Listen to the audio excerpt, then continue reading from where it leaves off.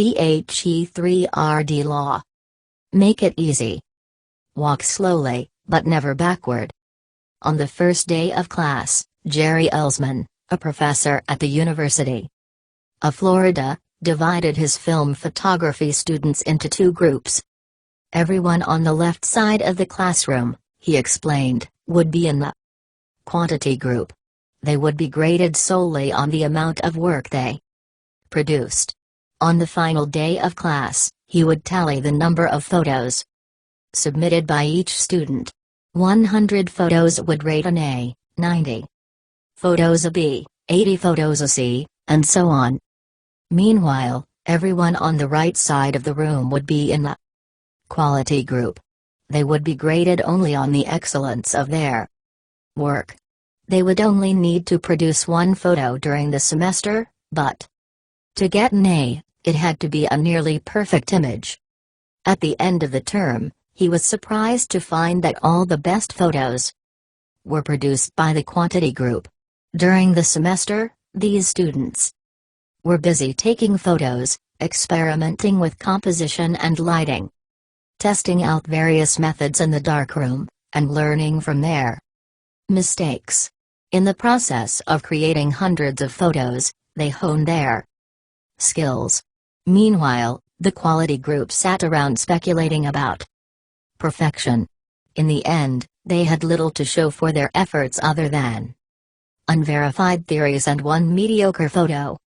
It is easy to get bogged down trying to find the optimal plan for change.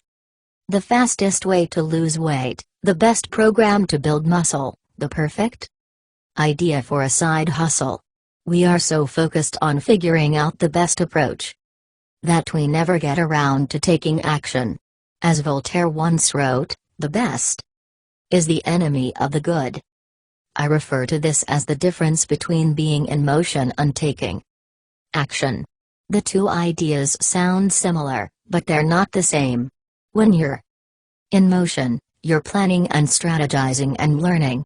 Those are all good things, but they don't produce a result. Action, on the other hand, is the type of behavior that will deliver an outcome. If I outline 20 ideas for articles I want to write, that's motion. If I actually sit down and write an article, that's action. If I search for a better diet plan and read a few books on the topic, that's motion. If I actually eat a healthy meal, that's action. Sometimes motion is useful, but it will never produce an outcome by itself. It doesn't matter how many times you go talk to the personal trainer. That motion will never get you in shape. Only the action of working out will get the result you're looking to achieve. If motion doesn't lead to results, why do we do it? Sometimes we do it because we actually need to plan or learn more. But more often than not, we do it because motion allows us to feel like we're making progress without running the risk of failure. Most of us are experts at avoiding criticism. It doesn't feel good to fail or to be judged publicly, so we tend to avoid situations where that might happen. And that's the biggest reason why you slip into motion rather than taking action. You want to delay failure. It's easy to be in motion and convince yourself that you're still making progress. You think, I've got conversations going with 4 potential clients right now. This is good. We're moving in the right direction. Or, I brainstormed some ideas for that book I want to write. This is coming together. Motion makes you feel like you're getting things done. But really, you're just preparing to get something done. When preparation becomes a form of procrastination, you need to change something. You don't want to merely be planning. You want to be practicing. If you want to master a habit, the key is to start with repetition, not perfection. You don't need to map out every feature of a new habit. You just need to practice it. This is the first takeaway of the third law. You just need to get your reps in. How long does it actually take to form a new habit? Habit formation is the process by which a behavior becomes progressively more automatic through repetition. The more you repeat an activity, the more the structure of your brain changes to become efficient at that activity. Neuroscientists call this long-term potentiation, which refers to the strengthening of connections between neurons in the brain based on recent patterns of activity. With each repetition, cell-to-cell signaling improves and the neural connections tighten. First described by neuropsychologist Donald Hebb in 1949, this phenomenon is commonly known as Hebb's law. Neurons that fire together wire together. Repeating a habit leads to clear physical changes in the brain. In musicians, the cerebellum, critical for physical movements like plucking a guitar string or pulling a violin bow, is larger than it is in non-musicians. Mathematicians, meanwhile, have increased gray matter in the inferior parietal lobule, which plays a key role in computation and calculation. Its size is directly correlated with the amount of time spent in the field. The older and more experienced the mathematician, the greater the increase in gray matter. When scientists analyzed the brains of taxi drivers in London, they found that the hippocampus, a region of the brain involved in spatial memory, was significantly larger in their subjects than in non-taxi drivers. Even more fascinating, the hippocampus decreased in size when a driver retired. Like the muscles of the body responding to regular weight training. Particular regions of the brain adapt as they are used and atrophy as they are abandoned. Of course, the importance of repetition in establishing habits was recognized long before neuroscientists began poking around.